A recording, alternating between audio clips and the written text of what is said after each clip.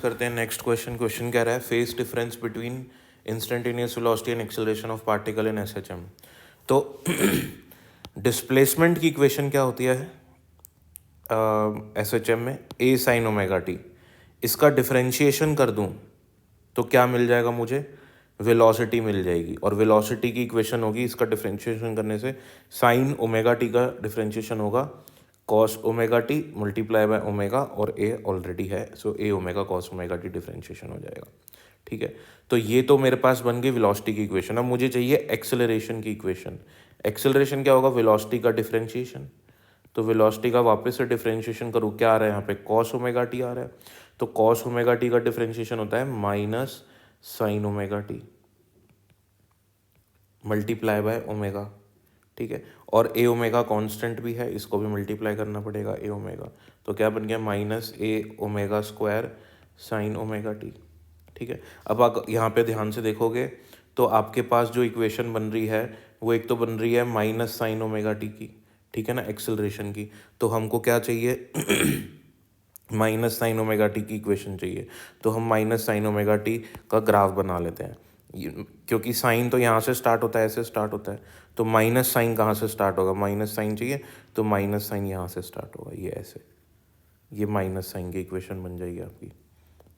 ये एक ये कर्व यहाँ पे मिनिमम आएगा, इधर मैक्सिमम हो जाएगा, फिर हमारे पास यहाँ पे ये मिनिमम हो जाएगा, फिर यहाँ पे हमारे पास ये मैक्सिमम हो जाएगा, ऐसे चलेगी। ठीक है, ये माइनस साइन ओमेगा टी की इक्वेशन हुई। दूसरी हमको चाहिए वेलोसिटी की। तो वेलोसिटी किस पे डिपेंड कर रही है? देखो, वेलोसिटी सीधा सीधा कॉस पे डिपेंड कर रही है। तो मेरे को एक कॉस की यहाँ मैंने इक्वेशन बनाई रखी है, ये कॉस की इक्वेशन है। देखो, कॉस का ग्राफ यहाँ से स्टार्ट होता है, ये ऐसे जाएगा कॉस का ग्राफ। ठीक है, अब यहाँ मैं अगर इसको एक्सटेंड कर दूँ, कॉस के ग्राफ को, तो कॉस का ग्राफ अगर हम देखें तो एक्चुअल में यहाँ से शुरू हो रहा है, एडवांस है कुछ, ठीक है ना। कितना एडवांस है? π/2 से एडवांस चल रहा है कॉस का ग्राफ, है ना। तो यहाँ पे कितना ये π/2 होता है, ये वाला अगर मैं बात करूँ, अगर मैं टाइम पीरियड की बात करूँ, हम इस एक्सिस पे ना टाइम देखते हैं, तो ये हो गया 0। जैसे अगर मैं ये साइन के साइकिल की बात करूँ, साइन की साइकिल को पूरा कर देता हूँ मैं, ये साइन की साइकिल आप मान लो ये पूरी हो गई अपनी एक।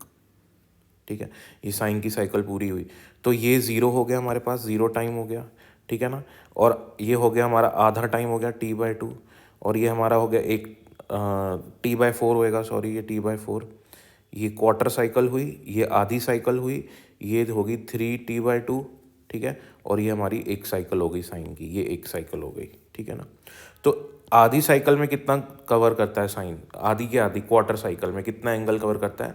यहाँ पे आपका एंगल कवर हो जाता है π/2, फिर यहाँ पे पाई, फिर यहाँ पे 3π/2, और यहाँ पे कितना कवर हो जाएगा आपके पास? 2π एंगल। जैसे हम इसको सर्कुलर मोशन से भी रिलेट कर सकते हैं। यहाँ पे कितना एंगल हो गया क्वार्टर में? π/2। यहाँ पे कितना हुआ? पाई, ठीक है ना, पाई रेडियंस कवर हो गया। यहाँ पे 270 डिग्री और यहाँ पे 370 डिग्री, यानी कि 2π रेडियंस कवर हो गया। टोटल टाइम लगा t। तो ऐसे अगर मैं देखूँ तो कॉस का ग्राफ यहाँ से स्टार्ट हो रहा है। तो अगर मैं इस ग्राफ को एक्सटेंड करता हूँ तो मेरे को दिखता है कि ये क्वार्टर सेक्शन दिख रहा है आपको। क्वार्टर सेक्शन का मतलब हो गया कि कितने रेडियंस कवर किया गया है? π/2 रेडियंस कवर किया गया। तो ये एडवांसमेंट दिख रही है मेरे को, ये पिंक ग्राफ में जो कि कॉस का ग्राफ है, कितने से एडवांसमेंट दिख रही है?